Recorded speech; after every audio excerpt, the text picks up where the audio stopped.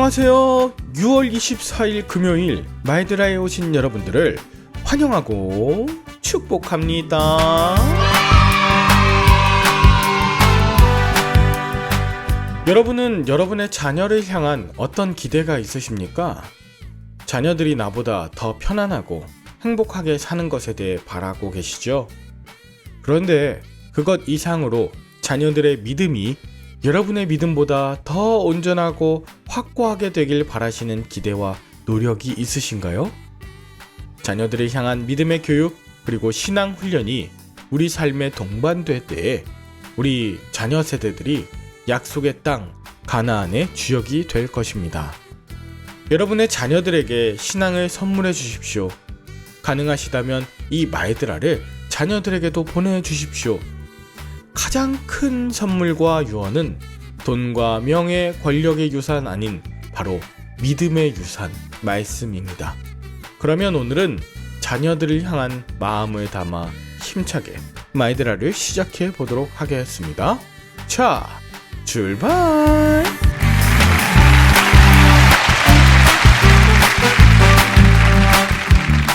오늘은 민수기 26장입니다. 오늘 본문은 하나님이 두 번째 인구조사를 명령하셨는데 이는 본격적으로 가나안으로 들어갈 준비를 하기 위함이었습니다.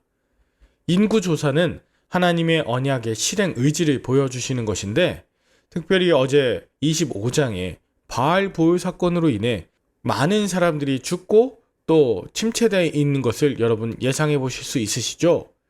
이에 하나님께서는 언약을 실행하시고자 하는 그 의지가 얼마나 확고한지 이스라엘 백성들에게 확인시켜 주신다. 이 하나님의 마음을 우리가 공감할 수 있어야 합니다. 5절부터 지파별 인구조사를 차례차례 설명하고 있는데요. 이 인구조사는 대부분 민수기 1장의 결과와 비슷합니다. 그러나 시므온 지파의 인구가 급격하게 감소한 것에 대해서 찾아볼 수 있죠.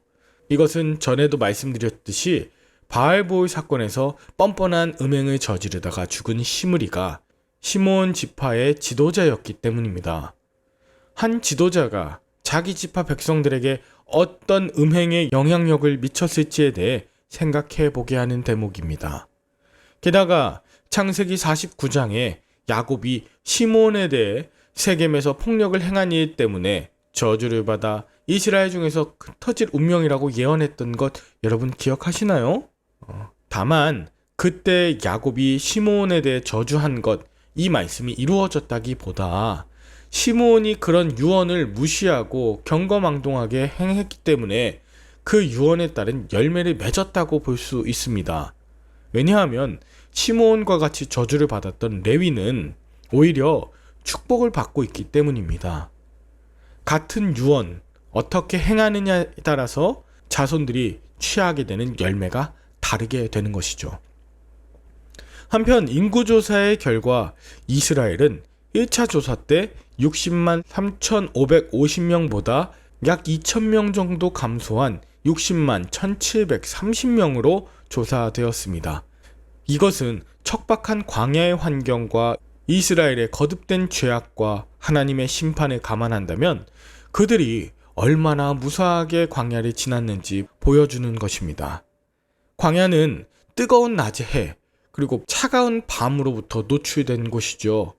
먹을 것도 마실 것도 없고 외부의 침입에 그대로 노출되어 생존 자체가 불가능한 곳임을 감안했을 때 40년간 하나님이 이스라엘을 지키시고 도와주셨음에 얼마나 귀한 것인지를 우리에게 보여줍니다.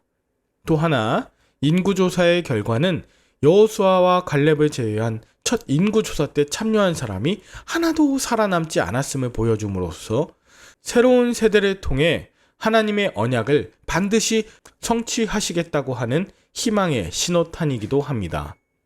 이제 이스라엘은 새 시대에 걸맞는 하나님 나라 백성같이 생명 살림의 가치로 살아가며 하나님의 언약을 누리게 될 것입니다. 믿음으로 가나안 땅을 선물로 받을 것이고 그것을 누리게 될 것입니다. 새로운 세대, 약속의 땅에 들어가 언약을 성취하는 믿음의 세대가 바로 저와 여러분들 그리고 여러분의 자녀들이 되길 바랍니다.